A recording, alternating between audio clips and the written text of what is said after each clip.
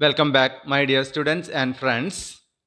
Today, we are going to discuss Chapter 2 Forms of Business Organization. അതിനകത്ത് choice of form of organisation and comparative evaluation of different forms of business organisation. ഇത് രണ്ടാമത്തെ ചാപ്റ്ററിൻ്റെ അവസാനത്തെ ക്ലാസ്സാണ്. ഇനി ഈ ക്ലാസ്സിലേക്ക് കടക്കുന്ന മുന്നേ നിങ്ങൾക്ക് അക്കൗണ്ടൻസിയുടെയോ ബിസിനസ് സ്റ്റഡീസിൻ്റെയോ നോട്ട്സ്, വീഡിയോസ് എന്നിവ ആവശ്യമുണ്ടെങ്കിൽ www.manojmelekandi.blogspot.com സന്ദർശിക്കുക. നമുക്ക് ഫസ്റ്റ് ടോപ്പിക്കിലേക്ക് വരാം. Choice of form of business organisation. Business സംരംഭത്തിൻ്റെ രൂപം തിരഞ്ഞെടുക്കൽ.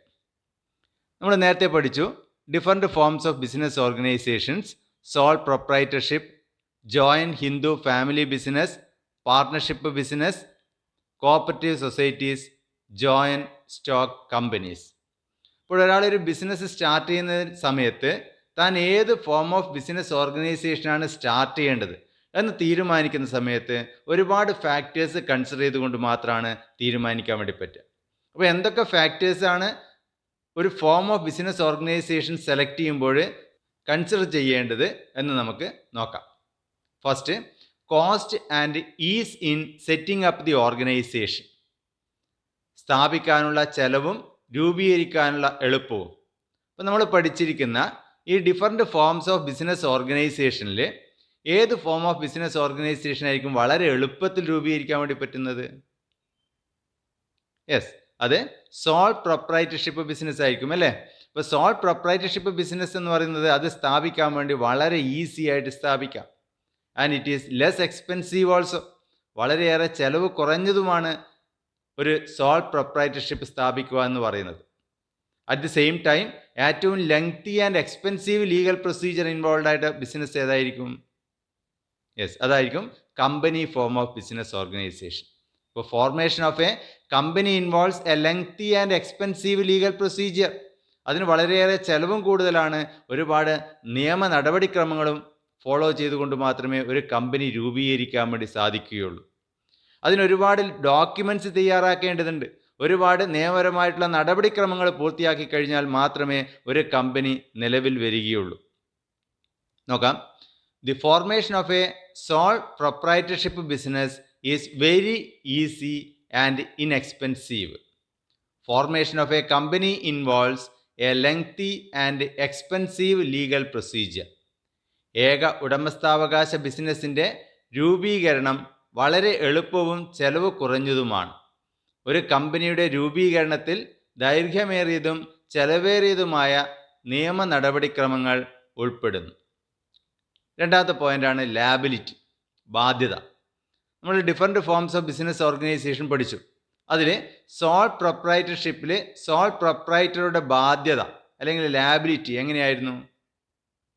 Yes, the liability of sole proprietor is unlimited അല്ലേ. His personal property is also liable for business debt. ബിസിനസ്സിൻ്റെ കടത്തിന് സോൾ പ്രൊപ്രൈറ്ററുടെ പേഴ്സണൽ പ്രോപ്പർട്ടി അടക്കം ലാബിളാണ് എന്ന് നമ്മൾ പഠിച്ചു. അതുകൊണ്ടാണ് അദ്ദേഹത്തിൻ്റെ ലാബിലിറ്റി അൺലിമിറ്റഡ് ആണെന്ന് പറയുന്നത്. അതുപോലെ പാർട്ട്ണർഷിപ്പ് ഫേമിൽ എങ്ങനെയായിരുന്നു പാർട്ട്നേഴ്സിൻ്റെ ലാബിലിറ്റി നമ്മൾ പഠിച്ചത്? യെസ്, പാർട്ട്ണർഷിപ്പ് ഫേമിൽ പാർട്ട്നേഴ്സിൻ്റെ ലാബിലിറ്റി എന്ന് പറയുന്നത് ദാറ്റ് ഈസ് ഓൾസോ അൺലിമിറ്റഡ്. അതും അൺലിമിറ്റഡ് ലാബിലിറ്റി ആയിരുന്നു.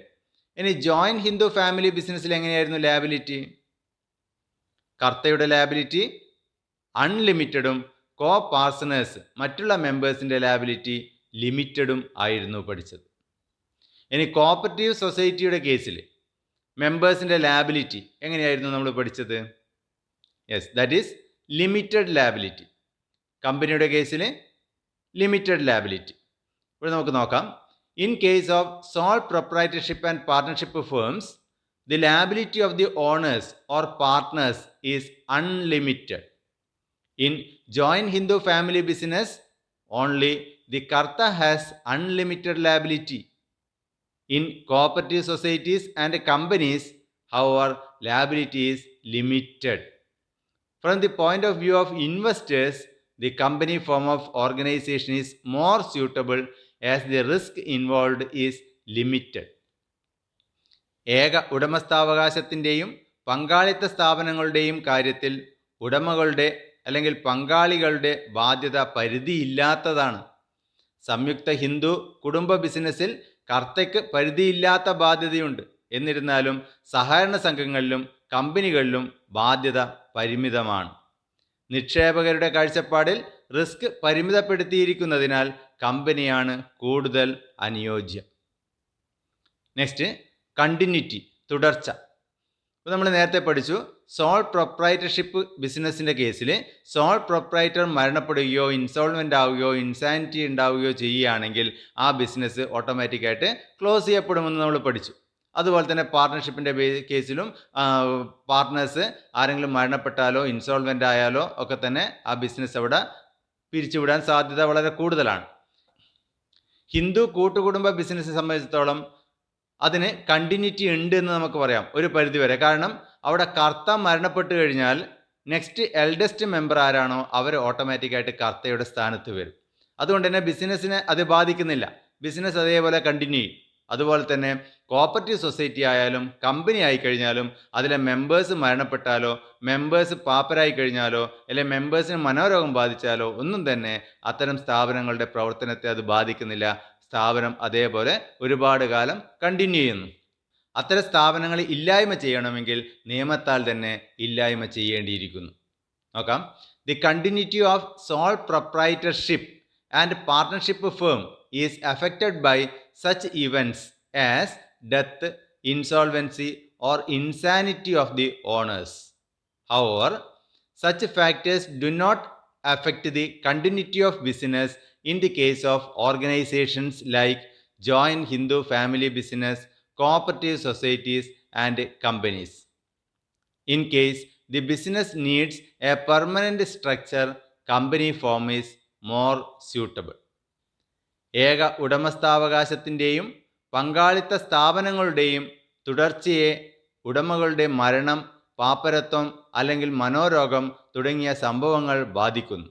എന്നിരുന്നാലും സംയുക്ത ഹിന്ദു കുടുംബ ബിസിനസ്, സഹകരണ സംഘങ്ങൾ, കമ്പനികൾ തുടങ്ങിയ സംഘടനകളുടെ കാര്യത്തിൽ അത്തരം ഘടകങ്ങൾ ബിസിനസ്സിൻ്റെ തുടർച്ചയെ ബാധിക്കില്ല. ബിസിനസ്സിന് സ്ഥിരമായ ഒരു ഘടന ആവശ്യമാണെങ്കിൽ കമ്പനി ഫോം കൂടുതൽ അനുയോജ്യമാണ്. നെക്സ്റ്റ്, മാനേജ്മെൻറ്റ് എബിലിറ്റി, കാര്യനിർവഹണ ശേഷി. സാധാരണയായിട്ട് സോൾ പ്രൊപ്രൈറ്റർഷിപ്പ് ബിസിനസ് എന്ന് പറയുന്നത് ചെറിയ ബിസിനസ് ആയിരിക്കും. കാരണം ചെറിയ ക്യാപിറ്റൽ മാത്രമേ അതിനുണ്ടാവും, ഒരാൾ മാത്രം കോൺട്രിബ്യൂട്ട് ചെയ്യുന്ന പൈസയായിരിക്കും. അതുകൊണ്ട് തന്നെ അത്തരം ബിസിനസ്സിന് പ്രൊഫഷണൽ മാനേജേഴ്സിനെ അപ്പോയിൻറ്റ് ചെയ്യാനുള്ള കഴിവുണ്ടാവില്ല.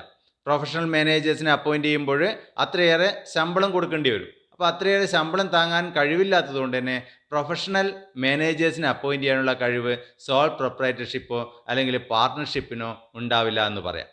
അതുപോലെ തന്നെ കോപ്പറേറ്റീവ് സൊസൈറ്റി ആണെങ്കിൽ അതിലെ കാര്യങ്ങളൊക്കെ നോക്കി നടത്തുന്നത് മിക്കവാറും മെമ്പേഴ്സ് തന്നെയായിരിക്കും. അവിടെയും പ്രൊഫഷണൽ മാനേജ്മെൻറ്റ് ഇല്ല എന്ന് പറയാം. പക്ഷേ ഒരു കമ്പനിയെ സംബന്ധിച്ചിടത്തോളം കമ്പനി എന്ന് പറയുന്നത് വളരെ വലിയ ലാർജ് സ്കെയിലിൽ തുടങ്ങുന്നതുകൊണ്ട് തന്നെ അത്തരം ബിസിനസ്സിന് നമുക്ക് പ്രൊഫഷണൽ മാനേജേഴ്സിനെ അപ്പോയിൻറ്റ് ചെയ്യാം. അവരുടെ ഫിനാൻഷ്യൽ റിസോഴ്സ് എന്ന് പറയുന്നത് വളരെ വലുതായിരിക്കും. വളരെ വലിയ എമൗണ്ട് അവർക്ക് ഒരുപാട് ജനങ്ങളിൽ നിന്നും കളക്ട് ചെയ്യാൻ വേണ്ടി സാധിക്കും. അതുകൊണ്ട് തന്നെ അവർക്ക് പ്രൊഫഷണൽ മാനേജേഴ്സിനെ അപ്പോയിൻറ്റ് ചെയ്യാം. നല്ല എഫിഷ്യൻറ്റ് മാനേജ്മെൻറ്റ് അവർക്ക് ഉറപ്പുവരുത്താൻ വേണ്ടി സാധിക്കും. നോക്കാം. Generally a sole proprietorship business is managed by the owner himself. But a company form of business organization can employ professional managers. Hence, if the organization's operations are complex in nature and requires professionalized management, company form of organization is a better alternative. സാധാരണയായി ഏക ഉടമസ്ഥാവകാശ business നിയന്ത്രിക്കുന്നത് ഉടമ തന്നെയായിരിക്കും. എന്നാൽ ഒരു കമ്പനിക്ക് professional മാനേജർമാരെ നിയമിക്കാൻ കഴിയും. അതിനാൽ ഓർഗനൈസേഷൻ്റെ പ്രവർത്തനങ്ങൾ സങ്കീർണവും പ്രൊഫഷണൽ മാനേജ്മെൻറ്റ് ആവശ്യമുള്ളതുമാണെങ്കിൽ കമ്പനിയാണ് ഏറ്റവും അനുയോജ്യം. നെക്സ്റ്റ് വരുന്നതാണ് ക്യാപിറ്റൽ കൺസിഡറേഷൻ, മൂലധന പരിഗണന. നമുക്കറിയാം സോൾ പ്രൊപ്രൈറ്റർഷിപ്പ് ആണെങ്കിൽ ഒരാൾ മാത്രമേ ഉള്ളൂ, അയാൾ കൊണ്ടുവരുന്ന പൈസയാണ് മൂലധനമായിട്ട് ഉണ്ടാവുക. അതുപോലെ ജോയിൻറ്റ് ഹിന്ദു ഫാമിലി ബിസിനസ് ആണെങ്കിൽ അവർ ആൻസിസ്ട്രൽ പ്രോപ്പർട്ടിയാണ്, പരമ്പരാഗത സ്വത്താണ്. പാർട്ട്ണർഷിപ്പ് ആണെങ്കിൽ അതിനും മാക്സിമം നമ്പർ ഓഫ് പാർട്ട്നേഴ്സിന് ലിമിറ്റ് ഉണ്ട്. അത്രയും ആൾക്കാരിൽ നിന്ന് മാത്രമേ പൈസ കളക്ട് ചെയ്യാൻ വേണ്ടി സാധിക്കുന്നുള്ളൂ. കോപ്പറേറ്റീവ് ഫോം ഓഫ് ബിസിനസ് ആയി കഴിഞ്ഞാലും അതിൽ അംഗങ്ങളാകുന്നത് സാധാരണ ഒരു ലൊക്കാലിറ്റിയിലുള്ള ആൾക്കാർ മാത്രമാണ്. പക്ഷേ കമ്പനി ഫോം ഓഫ് ഓർഗനൈസേഷൻ എന്ന് പറയുന്നത് എത്ര മെമ്പേഴ്സ് വേണമെങ്കിലും ആവാം. രാജ്യത്തിൻ്റെയോ അല്ലെങ്കിൽ ലോകത്തിൻ്റെയോ പല ഭാഗത്തു നിന്നും ആൾക്കാർ ക്യാപിറ്റൽ ബിസിനസ്സിന് വേണ്ടി കോൺട്രിബ്യൂട്ട് ചെയ്യുന്നു. അപ്പോൾ അത്തരം ബിസിനസ്സിൻ്റെ ക്യാപിറ്റൽ എന്ന് പറയുന്നത് ഹ്യൂജ് എമൗണ്ട് ആയിരിക്കും. നോക്കാം. Companies are in a better position to collect large amounts of capital by issuing shares to a large number of investors. If the scale of operations is large, company form may be suitable. Whereas for medium and small sized business, one can opt for partnership or sole proprietorship. ധാരാളം നിക്ഷേപകർക്ക് ഓഹരികൾ നൽകിക്കൊണ്ട് വലിയ അളവിൽ മൂലധനം ശേഖരിക്കാൻ കമ്പനികൾക്ക് സാധിക്കും. പ്രവർത്തനങ്ങളുടെ തോത് വലുതാണെങ്കിൽ കമ്പനിയാണ് അനുയോജ്യം. അതേസമയം ഇടത്തരം ചെറുകിട ബിസിനസ്സുകൾക്ക് പങ്കാളിത്തം അല്ലെങ്കിൽ ഏക ഉടമസ്ഥാവകാശം തിരഞ്ഞെടുക്കാം. നെക്സ്റ്റ് ആണ് ഡിഗ്രി ഓഫ് കൺട്രോൾ, നിയന്ത്രണത്തിൻ്റെ തോത്. സോൾ പ്രൊപ്രൈറ്റർഷിപ്പ് ബിസിനസ് ആണെങ്കിൽ അവിടെ ക്യാപിറ്റൽ കോൺട്രിബ്യൂട്ട് ചെയ്യുന്നതും ബിസിനസ് മാനേജ് ചെയ്യുന്നതും കൺട്രോൾ ചെയ്യുന്നതും എല്ലാം ഒരാൾ തന്നെയായിരിക്കും. അതുകൊണ്ട് തന്നെ തീരുമാനങ്ങൾ എടുക്കുന്നതും അയാൾ ഒറ്റക്കാണ് തീരുമാനങ്ങൾ എടുക്കുന്നത്. ജോയിൻറ്റ് ഹിന്ദു ഫാമിലി ബിസിനസ് സംബന്ധിച്ചിടത്തോളം അവിടെ തീരുമാനങ്ങളൊക്കെ എടുക്കുന്നത് കർത്തയാണ്. പാർട്ട്ണർഷിപ്പിൻ്റെ കേസിൽ എല്ലാ പാർട്ട്നേഴ്സും ആലോചിച്ചുകൊണ്ടാണ് തീരുമാനങ്ങൾ എടുക്കുന്നത്. ഒരാൾക്ക് ഒറ്റയ്ക്ക് തീരുമാനങ്ങൾ എടുക്കാൻ വേണ്ടി കഴിയില്ല. കമ്പനി ഫോം ഓഫ് ഓർഗനൈസേഷൻ സംബന്ധിച്ചിടത്തോളം ബോർഡ് ഓഫ് ഡയറക്ടേഴ്സാണ്. അതുപോലെ കോപ്പറേറ്റീവ് സൊസൈറ്റി ആണെങ്കിൽ മാനേജിങ് കമ്മിറ്റിയാണ് തീരുമാനങ്ങൾ എടുക്കുന്നത്. ഇപ്പോൾ ഒരാൾ ബിസിനസ് ആരംഭിക്കുന്ന സമയത്ത് എനിക്ക് സ്വന്തമായിട്ട് എല്ലാ തീരുമാനങ്ങളും എടുക്കാനുള്ള അധികാരം വേണം, ഞാനായിരിക്കണം എല്ലാ തീരുമാനങ്ങളും എടുക്കേണ്ടത്, ഞാനാണ് ബിസിനസ് കൺട്രോൾ ചെയ്യേണ്ടത് എന്ന ഉറച്ച തീരുമാനമുള്ള ഒരാളെ സംബന്ധിച്ചിടത്തോളം സോൾ പ്രൊപ്രൈറ്റർഷിപ്പ് ആയിരിക്കും അയാൾക്ക് ഏറ്റവും അനുയോജ്യമായ ബിസിനസ് എന്ന് പറയുന്നത്. നോക്കാം. If direct control over operations and absolute decision making power is required, sole proprietorship may be preferred. പ്രവർത്തനങ്ങളിൽ നേരിട്ടുള്ള നിയന്ത്രണവും തീരുമാനമെടുക്കാനുള്ള പൂർണ്ണ അധികാരവും ആവശ്യമാണെങ്കിൽ ഏക ഉടമസ്ഥാവകാശം തിരഞ്ഞെടുക്കാം. നെക്സ്റ്റ്, നാച്ചർ ഓഫ് ബിസിനസ്, ബിസിനസ്സിൻ്റെ സ്വഭാവം. ഉപഭോക്താക്കളുമായി നേരിട്ട് വ്യക്തിഗത ബന്ധം സ്ഥാപിക്കുന്ന അല്ലെങ്കിൽ ആവശ്യമുള്ള ബിസിനസ്സാണ് നമ്മുടെ ബിസിനസ് എങ്കിൽ അവിടെ സോൾ പ്രൊപ്രൈറ്റർ ആയിരിക്കും ഏറ്റവും അനുയോജ്യമായിട്ടുള്ളത്. എക്സാമ്പിൾ, ഒരു ടൈലറിംഗ് ഷോപ്പ്, അത് ഉപഭോക്താക്കളുമായിട്ട് നേരിട്ട് അവരുടെ വ്യക്തിഗത സമ്പർക്കം ആവശ്യമുള്ളതാണ്. അതുപോലെ തന്നെ ചെറിയ ചെറിയ കൺസ്യൂമർ ഗുഡ്സ് ഡീൽ ചെയ്യുന്ന മറ്റ് ചില പ്രൊഡക്റ്റുകൾ ഡീൽ ചെയ്യുന്ന ബിസിനസ് സംബന്ധിച്ചിടത്തോളം അവിടെ വ്യക്തിഗത ബന്ധം എന്ന് പറയുന്നത്, സമ്പർക്കം എന്ന് പറയുന്നത് വളരെ അത്യാവശ്യമായിരിക്കും. അങ്ങനെയുള്ള കേസിൽ ഏക ഉടമസ്ഥാവകാശമായിരിക്കും ഏറ്റവും നല്ലത്. കമ്പനി എന്ന് പറയുമ്പോൾ അവിടെ പേഴ്സണൽ റിലേഷൻഷിപ്പ് അല്ലെങ്കിൽ പേഴ്സണൽ ടച്ച് വളരെ കുറവായിരിക്കും. നോക്കാം. If direct personal contact is needed with the consumers, sole proprietorship may be more suitable. For large manufacturing units, however, when direct personal contact with the customer is not required, the company form of organization may be adopted. ഉപഭോക്താക്കളുമായി നേരിട്ട് വ്യക്തിഗത സമ്പർക്കം ആവശ്യമാണെങ്കിൽ ഏക ഉടമസ്ഥാവകാശം തിരഞ്ഞെടുക്കാം. എന്നിരുന്നാലും വലിയ manufacturing യൂണിറ്റുകൾക്ക് ഉപഭോക്താവുമായി നേരിട്ട് വ്യക്തിഗത സമ്പർക്കം ആവശ്യമില്ലെങ്കിൽ കമ്പനിയുടെ രൂപം സ്വീകരിക്കാം. നെക്സ്റ്റ് നമ്മൾ പഠിക്കാൻ വേണ്ടി പോകുന്നതാണ് comparative evaluation of different forms of organisation. നമ്മൾ പ്രധാനമായിട്ട് പഠിച്ചത് sole proprietorship, partnership, joint Hindu family business, cooperative society, company. ഇത്രയും ഫോംസ് ഓഫ് ബിസിനസ് ഓർഗനൈസേഷനുമായിട്ടുള്ള ഒരു കമ്പാരിസൺ ആണ് നെക്സ്റ്റ് നമ്മൾ പഠിക്കാൻ വേണ്ടി പോകുന്നത്. അപ്പോൾ അതിൽ ആദ്യം വരുന്നതാണ് ഫോർമേഷൻ. സോൾ പ്രൊപ്രൈറ്ററെ സംബന്ധിച്ചിടത്തോളം ഫോർമേഷൻ എന്ന് പറയുന്നത് വളരെ ഈസിയാണ് അല്ലേ? യെസ്. പാർട്ണർഷിപ്പിനെ സംബന്ധിച്ചിടത്തോളം ഫോർമേഷൻ ഈസിയാണ്. അതിൻ്റെ അകത്ത് രജിസ്ട്രേഷൻ എന്ന് പറയുന്നത് ഓപ്ഷണലാണ്, വേണമെങ്കിൽ രജിസ്റ്റർ ചെയ്താൽ മതി, നിർബന്ധമില്ല. ഇപ്പോൾ രജിസ്ട്രേഷൻ എന്ന് പറയുന്നത് കമ്പൽസറി അല്ല, അത് ഈസി ആയിട്ട് നമുക്ക് ഫോം ചെയ്യാം. ജോയിൻറ്റ് ഹിന്ദു ഫാമിലി അല്ലെ ഹിന്ദു അൺഡിവൈഡഡ് ഫാമിലിയെ സംബന്ധിച്ചിടത്തോളം ഫോർമേഷൻ ഈസിയാണ്, രജിസ്ട്രേഷനൊന്നും ആവശ്യമില്ല. ഒരു കുടുംബം തീരുമാനിച്ചു കഴിഞ്ഞാൽ ആ കുടുംബ ബിസിനസ് ആരംഭിക്കാവുന്നതാണ്. കോപ്പറേറ്റീവ് സൊസൈറ്റി, അതിനെ സംബന്ധിച്ചിടത്തോളം കോപ്പറേറ്റീവ് സൊസൈറ്റി ആരംഭിക്കണമെങ്കിൽ കുറച്ചുകൂടി കൂടുതൽ ലീഗൽ ഫോർമാലിറ്റീസ് ഉണ്ട്. രജിസ്ട്രേഷൻ എന്ന് പറയുന്നത് കമ്പൽസറി ആണ്, നിർബന്ധമായിട്ട് രജിസ്റ്റർ ചെയ്തിരിക്കണം. അതുപോലെ തന്നെ company form of business organisation സംബന്ധിച്ചിടത്തോളം lengthy and expensive legal formalities, വളരെയേറെ ലെങ്തി ആയിട്ടുള്ളതും എക്സ്പെൻസീവ് ആയിട്ടുള്ളതും ആയ ലീഗൽ ഫോർമാലിറ്റീസ് ഫോളോ ചെയ്യണം. രജിസ്ട്രേഷൻ എന്ന് പറയുന്നത് കമ്പൽസറി ആണ്. Next members, number of members. Sole proprietor ആണെങ്കിൽ എത്ര നമ്പർ ഓഫ് മെമ്പേഴ്സ് ഉണ്ടാവും? ഒരാൾ മാത്രം അല്ലേ, ഓൺലി ഓണർ. പാർട്ണർഷിപ്പ് ആണെങ്കിൽ minimum 2, maximum 50. Joint Hindu family business ആണെങ്കിൽ minimum 2, maximum unlimited. Cooperative society ആണെങ്കിൽ മിനിമം 10, മാക്സിമം അൺലിമിറ്റഡ്. ഇനി കമ്പനിയെ സംബന്ധിച്ചിടത്തോളം 2 തരത്തിലുള്ള കമ്പനി നമ്മൾ പഠിച്ചു, പ്രൈവറ്റ് കമ്പനി, പബ്ലിക് കമ്പനി. അതുകൊണ്ട് തന്നെ മിനിമം നമ്പർ ഓഫ് മെമ്പേഴ്സ് എന്ന് പറയുന്നത് പ്രൈവറ്റ് കമ്പനിയെ സംബന്ധിച്ചിടത്തോളം എത്രയായിരിക്കും? 2 ആണ്. പബ്ലിക് കമ്പനിയെ സംബന്ധിച്ചിടത്തോളം 7. ഇനി മാക്സിമം നമ്പർ ഓഫ് മെമ്പേഴ്സ് എന്ന് പറയുന്നത് പ്രൈവറ്റ് കമ്പനിയെ സംബന്ധിച്ചിടത്തോളം 200, പബ്ലിക് കമ്പനിയെ സംബന്ധിച്ചിടത്തോളം അൺലിമിറ്റഡ് ആണ്. Maximum number of members unlimited ആയിരിക്കും. Next comparison, capital contribution. Sole പ്രൊപ്രൈറ്റർഷിപ്പിനെ സംബന്ധിച്ചിടത്തോളം ലിമിറ്റഡ് ഫിനാൻസ് ആണ്, കാരണം ഒരാൾ മാത്രമേ ഫിനാൻസ് കൊടുക്കാനുള്ളൂ, അയാളുടെ മാത്രമാണ് ബിസിനസ്. പാർട്ണർഷിപ്പിനെ സംബന്ധിച്ചിടത്തോളം മോർ ദാൻ സോൾ പ്രൊപ്രൈറ്റർ ആണ്, കാരണം 2 അതിലധികമോ ആൾക്കാരുണ്ടാവും പാർട്ണർഷിപ്പിൽ. അതുകൊണ്ട് തന്നെ മാക്സിമം 50 വരെ പാർട്ട്നേഴ്സ് ഉണ്ടാകാം. അപ്പോൾ അത്രയും ആൾക്കാരിൽ നിന്ന് കളക്ട് ചെയ്യുന്ന ക്യാപിറ്റലായിരിക്കും പാർട്ണർഷിപ്പിൽ ഉണ്ടാവും. ജോയിൻറ്റ് ഹിന്ദു ഫാമിലി ബിസിനസ് സംബന്ധിച്ചിടത്തോളം ആൻസിസ്ട്രൽ പ്രോപ്പർട്ടിയാണ്, ഒരു കുടുംബത്തിൻ്റെ പരമ്പരാഗത സ്വത്താണ്. കോപ്പറേറ്റീവ് സൊസൈറ്റി ആയാലും ക്യാപിറ്റൽ എന്ന് പറയുന്നത് ലിമിറ്റഡ് ആയിരിക്കും, കാരണം ഒരു ലൊക്കാലിറ്റിയിലുള്ള ആൾക്കാർ മാത്രമാണ് ക്യാപിറ്റൽ കോൺട്രിബ്യൂട്ട് ചെയ്യുന്നത്. പക്ഷേ കമ്പനിയെ സംബന്ധിച്ചിടത്തോളം ലാർജ് ഫിനാൻഷ്യൽ റിസോഴ്സസ് ആയിരിക്കും. എവിടെ നിന്ന് വേണമെങ്കിലും കമ്പനിക്ക് ആവശ്യമായ ഫണ്ട് കമ്പനിക്ക് കളക്ട് ചെയ്യാം, എല്ലാവരും കൊടുക്കാൻ തയ്യാറാവുകയും ചെയ്യും. കാരണം കമ്പനിയുടെ പ്രധാന ലക്ഷ്യമെന്ന് പറയുന്നത് പ്രോഫിറ്റ് മേക്കിംഗ് ആണ്. അപ്പോൾ ലാഭം കിട്ടിക്കഴിഞ്ഞാൽ ലാഭവിഹിതം എല്ലാവർക്കും ലഭിക്കും. അതുകൊണ്ട് തന്നെ എല്ലാവരും ക്യാപിറ്റൽ കോൺട്രിബ്യൂട്ട് ചെയ്യാൻ വേണ്ടി തയ്യാറാവുകയും ചെയ്യും. Next liability. സോൾ പ്രൊപ്രൈറ്ററുടെ ലാബിലിറ്റി അൺലിമിറ്റഡ്. പാർട്ണർഷിപ്പിൽ പാർട്ട്നേഴ്സിൻ്റെ ലാബിലിറ്റി അൺലിമിറ്റഡ്. ജോയിൻറ്റ് ഹിന്ദു ഫാമിലിയിൽ കർത്തയുടെ ലാബിലിറ്റി അൺലിമിറ്റഡും മറ്റ് മെമ്പേഴ്സിൻ്റെ പാർട്ട്നേഴ്സിൻ്റെ ലാബിലിറ്റി ലിമിറ്റഡുമാണ്. കോപ്പറേറ്റീവ് സൊസൈറ്റിയിൽ ലിമിറ്റഡ് ലാബിലിറ്റി, സിമിലർലി കമ്പനിയിൽ ഷെയർ ഹോൾഡേഴ്സിൻ്റെ ലാബിലിറ്റി ലിമിറ്റഡ് ആണ്. Next control and management.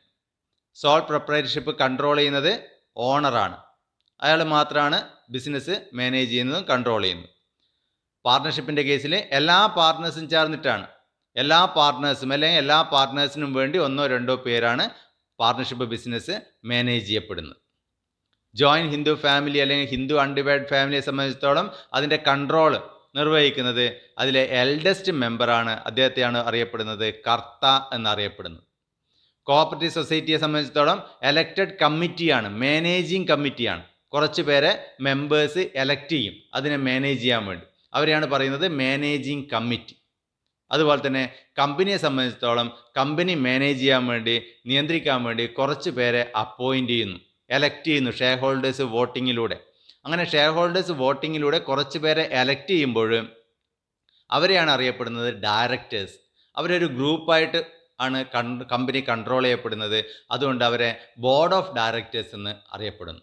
അപ്പോൾ കമ്പനിയിൽ ഡയറക്ടേഴ്സിനെ എലക്ട് ചെയ്യുമ്പോൾ ഒരു ഷെയറിന് ഒരു വോട്ട് എന്നുള്ള രീതിയിലാണ് വോട്ടിംഗ് പവർ. കോപ്പറേറ്റീവ് സൊസൈറ്റിയിൽ അതിലെ കമ്മിറ്റി അംഗങ്ങളെ തിരഞ്ഞെടുക്കുമ്പോൾ ഒരാൾക്ക് ഒരു വോട്ട് എന്നാണ്. ഒരാളുടെ കൈവശം എത്ര നമ്പർ ഓഫ് ഷെയർ ഉണ്ട് എന്നവിടെ നോക്കില്ല, ഒരാൾക്ക് ഒരു വോട്ട്. പക്ഷേ കമ്പനിയെ സംബന്ധിച്ചിടത്തോളം ഒരാൾക്ക് എത്ര നമ്പർ ഓഫ് ഷെയറുകളുണ്ടോ അത്രയും വോട്ടുകൾ അയാൾക്ക് ലഭിക്കുന്നതാണ്. Next continuity. സോൾ പ്രൊപ്രൈറ്റർഷിപ്പിനെ സംബന്ധിച്ചിടത്തോളം അൺസ്റ്റേബിൾ ആണ്. ദി ഡെത്ത്, ഇൻസോൾവൻസി അല്ലെങ്കിൽ lunacy of sole proprietor may lead to closure of the business. പാർട്ണർഷിപ്പിനെ സംബന്ധിച്ചിടത്തോളം കുറച്ചുകൂടി മോർ സ്റ്റേബിൾ ആണെന്ന് പറയാം. ജോയിൻറ്റ് ഹിന്ദു ഫാമിലിയെ സംബന്ധിച്ചിടത്തോളം സ്റ്റാബിൾ ബിസിനസ്സാണ്, കാരണം കർത്ത മരണപ്പെട്ട് കഴിഞ്ഞാലും നെക്സ്റ്റ് എൽഡസ്റ്റ് മെമ്പർ അവിടെ കർത്തയുടെ റോളിൽ ഓട്ടോമാറ്റിക്കായിട്ട് വരും. കോപ്പറേറ്റീവ് സൊസൈറ്റിയെ സംബന്ധിച്ചിടത്തോളം കമ്പനിയെ സംബന്ധിച്ചിടത്തോളം സ്റ്റാബിൾ ബിസിനസ്സാണ്, അത് ഒരുപാട് കാലം നിലനിൽക്കും. നിയമത്താൽ തന്നെ അതിനെ ഇല്ലായ്മ ചെയ്യണം. എങ്കിൽ മാത്രമേ അത് ഇല്ലാതാവുകയുള്ളൂ. അതിലെ മെമ്പേഴ്സ് മരണപ്പെട്ടാലോ, മെമ്പേഴ്സിന് മനോരോഗം ബാധിച്ചാലോ, അല്ലെങ്കിൽ മെമ്പേഴ്സ് പാപ്പരായി കഴിഞ്ഞാലോ ഒന്നും തന്നെ ആ ബിസിനസ്സിൻ്റെ പ്രവർത്തനത്തെ ബാധിക്കില്ല. ബിസിനസ് അതേപോലെ ഒരുപാട് കാലം കണ്ടിന്യൂ ചെയ്യുന്നു. ഇനി നമുക്കതിൻ്റെ മലയാളം വേർഷൻ നോക്കാം. വിവിധ ഇനം ബിസിനസ് സംരംഭങ്ങളുടെ താരതമ്യ പഠനം. രൂപീകരണം. ഏകാംഗ വ്യാപാരം വളരെ എളുപ്പമാണ്. പാർട്ട്ണർഷിപ്പ് ബിസിനസ്, പങ്കാളിത്ത ബിസിനസ് വളരെ എളുപ്പം, രജിസ്ട്രേഷൻ നിർബന്ധമല്ല. ഹിന്ദു കൂട്ടുകുടുംബം വളരെ എളുപ്പം, രജിസ്ട്രേഷൻ നിർബന്ധമല്ല. സഹകരണ സംഘം രജിസ്ട്രേഷൻ നിർബന്ധം, നടപടിക്രമങ്ങൾ കൂടുതലാണ്. കമ്പനി രജിസ്ട്രേഷൻ നിർബന്ധം, നടപടിക്രമങ്ങൾ കൂടുതലും ചെലവേറിയതുമാണ്. അംഗങ്ങൾ ഏകാംഗ വ്യാപാരത്തിൽ ഒരാൾ മാത്രമേ ഉള്ളൂ. പങ്കാളിത്ത ബിസിനസ് ആണെങ്കിൽ കുറഞ്ഞത് 2 കൂടിയത് 50. ഹിന്ദു കൂട്ടുകുടുംബ ബിസിനസ് ആകുമ്പോൾ കുറഞ്ഞത് 2 കൂടിയത് പരിധിയില്ല. സഹകരണ സംഘത്തിൽ കുറഞ്ഞത് 10 കൂടിയത് പരിധിയില്ല. കമ്പനിയെ സംബന്ധിച്ചിടത്തോളം സ്വകാര്യ കമ്പനിക്ക് കുറഞ്ഞത് 2, പൊതു കമ്പനിക്ക് കുറഞ്ഞത് 7. കൂടിയത് സ്വകാര്യ കമ്പനിക്ക് 200, പൊതു കമ്പനിക്ക് പരിധിയില്ല, എത്രയുമാവാം. നെക്സ്റ്റ് മുതൽ മുടക്ക്. ഏക വ്യാപാരത്തെ സംബന്ധിച്ചിടത്തോളം ചെറിയ മുതൽ മുടക്ക് മാത്രമാണ് ഉണ്ടാവാറ്. പങ്കാളിത്ത ബിസിനസ്സിലെ ഏകാംഗ വ്യാപാരത്തേക്കാൾ കൂടുതൽ മുതൽ മുടക്കുണ്ടാകും. ഹിന്ദു കൂട്ടുകുടുംബമാണെങ്കിൽ പരമ്പരാഗത സ്വത്താണ് അവരുടെ ക്യാപിറ്റൽ. സഹകരണ സംഘം എന്ന് പറയുന്നത് പരിമിതമായ മുതൽ മുടക്കാണ്. കാരണം അതിലെ അംഗങ്ങൾ എന്ന് പറയുന്നത് ഒരു ലൊക്കാലിറ്റിയിലുള്ള ആൾക്കാരായിരിക്കും സാധാരണയായിട്ട്.